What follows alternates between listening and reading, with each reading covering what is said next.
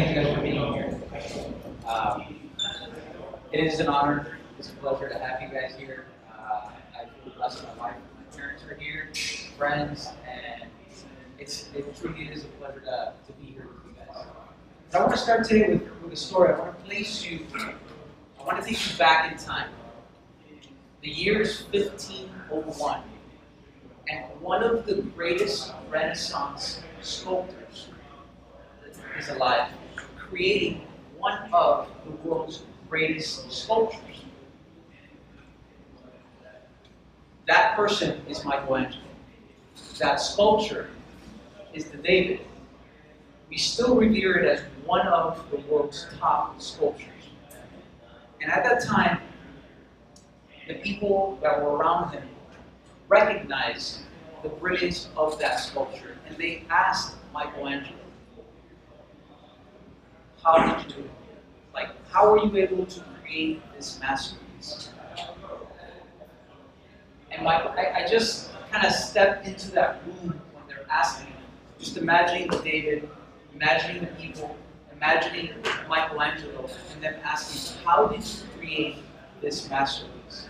And I can envision Michelangelo looking at David, looking at them, looking at David, and just saying, he said, I actually freed him.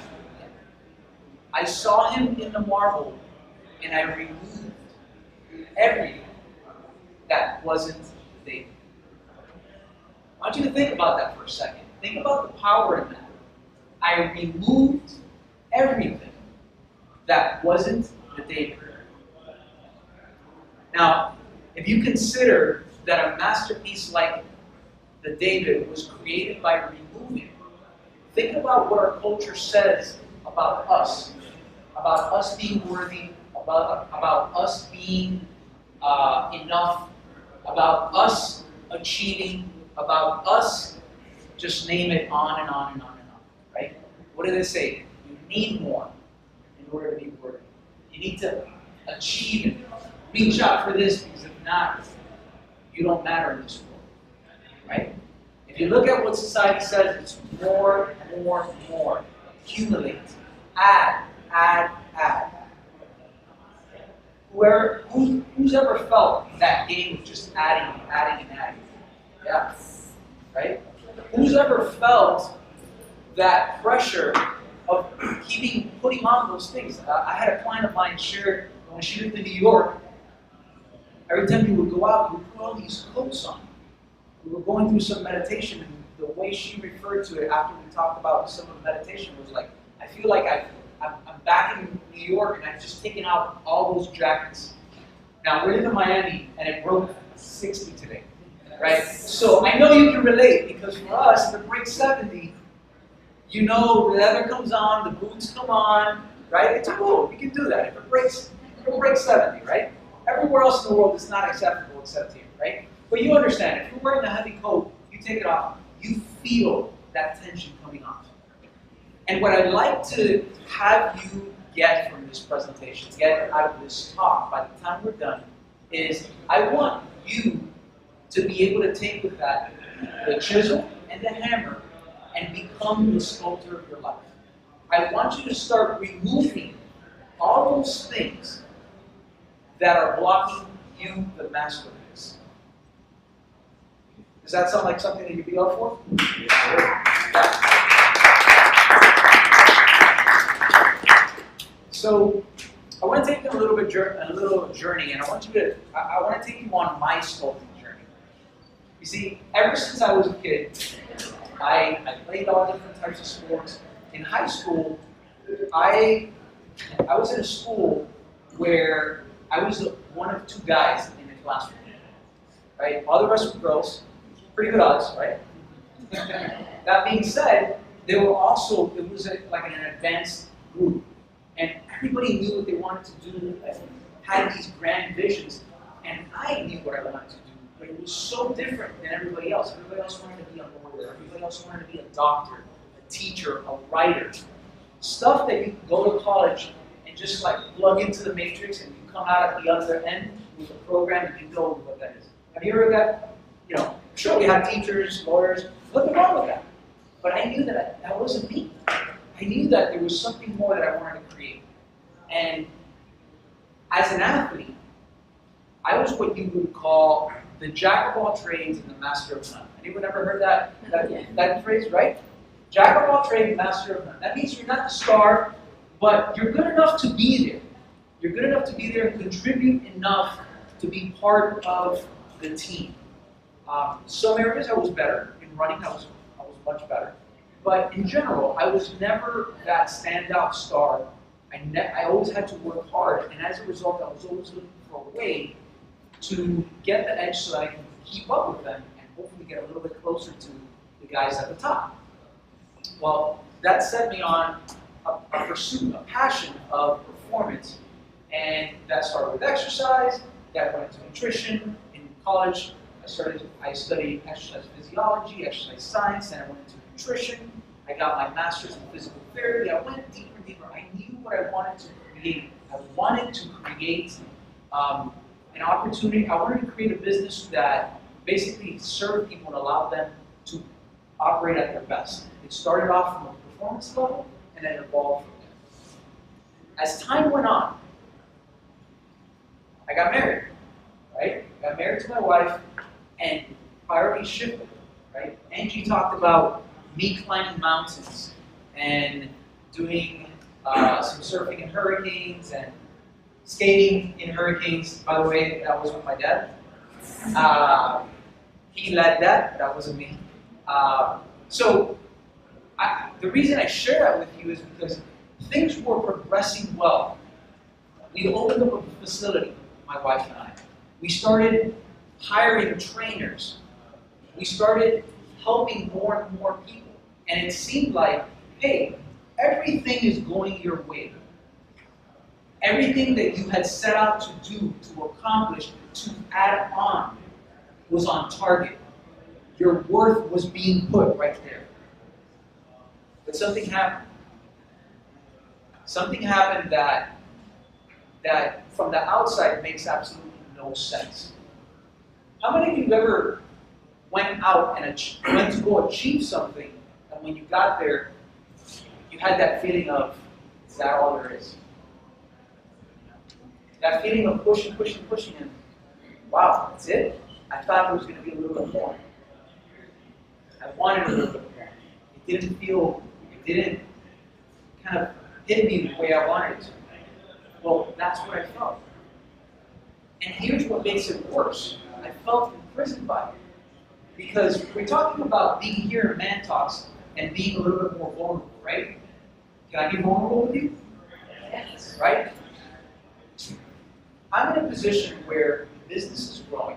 My wife and I have a happy marriage. We have, at this point, 2 beautiful kids. We're healthy. From the outside, it's like, what do you have to not be grateful about? What do you have? How can you be not? How can you say, is that all there is? Right? So in my head, I'm like looking from the outside and say, how can I complain about this? Who am I going to share that with? Who am I going to share that with? Who's going to care? Most people have so many more problems, so many more issues. And I'm not happy because, I don't know, it wasn't everything that I thought it should be. So that sent me on a really downward spiral. It sent me to a place that I've never been before. It sent me to a place where I was no longer clear. Remember that I knew what I wanted to do since I was a kid. And now, I didn't know what to do. I didn't know, I started losing my identity of who I was. Because what I was this. And now I got there, and is that all there is? And so, is that all there is for the business? But is that all there is for me? Is that all I'm here to do? So, imagine all that striving, all that growing, and now my wife is 8 months pregnant. I have 2 kids, and I'm in the deepest depression, well, the only depression I've ever been in my life. And I see depression, I don't use it very lightly. I like to say a depressed state from what my normal is. I kind of like to leave depression first, something that's more clinical, right? But I was in a depressed state. I wasn't operating the way I should. I would get home, I would leave work early. I would get home, I would sleep. 4, 5, 6 hours in the middle of the day. I would get referrals and push them away. Not because I didn't need them. We needed them. Our business started spiraling out of control. We needed the finances. And it felt like I was hitting that rock bottom. I didn't know what to do. I wasn't providing for my family. And it got so bad that I remember the conversation very clearly. I remember being in this place, and I remember one of my mentors, one of my coaches reached out to me about a retreat that he was having in Thailand. Now, this was during the time, by the time this was going to happen, my wife would have been 9 months pregnant.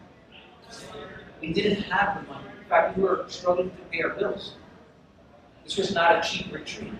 Not only flying over there, it required a lot of time. And I remember this being such a pivotal moment in my life.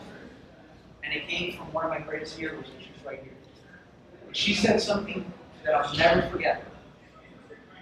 She said to me, she said, listen. She said to me, I've had 2 babies already. We've had 2 babies. I want you to be there.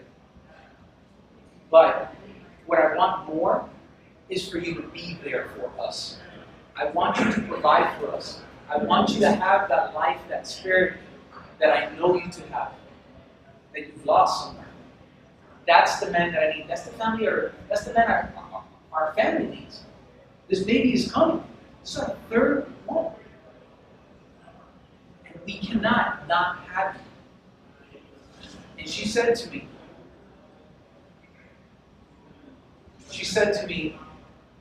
if you think that going to Thailand is going to help bring that back, give you the clarity to move forward, then it's not a question. You need to do this. Not for you, for us. Your family needs you, and you need to. We need you to show up. What do you say to that? Think about everything you know what it is to be a man in the modern era, and how much I fell short at that moment.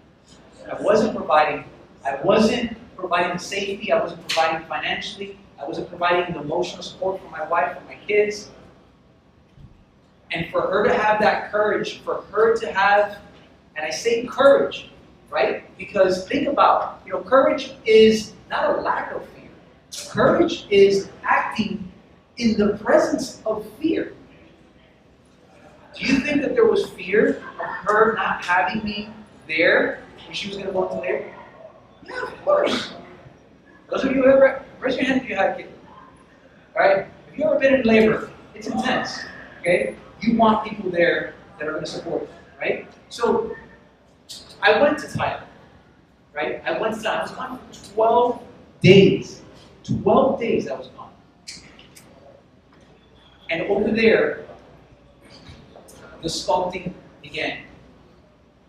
Over there, I gained more clarity. I started chipping away and revealed more of my values. Over there, I revealed the things that are most important, my family. While I knew it, I knew why the family was there, why it was important. I started revealing what the purpose was, why I'm here on this earth. It wasn't no longer, is that all there is? It was no longer that. It was, wow, look at this future. And not this future because this future is going to make me worthy, but because this future is who I am. This future is the David. This future is the masterpiece where we're chipping away day in and day out to remove everything. Every little thing, sanding every little corner, polishing every muscle, every feature, until that masterpiece was there. That's what I know. That's what I know to be. And here's what I believe. As men, if we have the courage and the honesty to do the work, to chip away day in and day out, Not because you need to add more things to your life, but chip away to reveal the true you, the authentic you, the powerful you, the masterpiece you. If you're courageous enough to do that, I believe you can change the world. And I know that change the world seems like a big thing, and it gets thrown around. But here's what I believe. I believe that if you as a man show up powerfully in your life, you affect the people around you.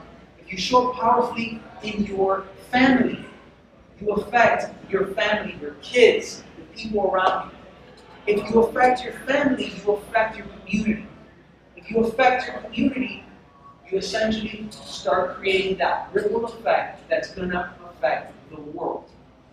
So it's not about you going and finding the cure, though maybe that's your masterpiece for AIDS or for some disease. Maybe that is your masterpiece. But it's you showing up as that masterpiece that will create the ripple effects in every single person who comes in contact with you in your life.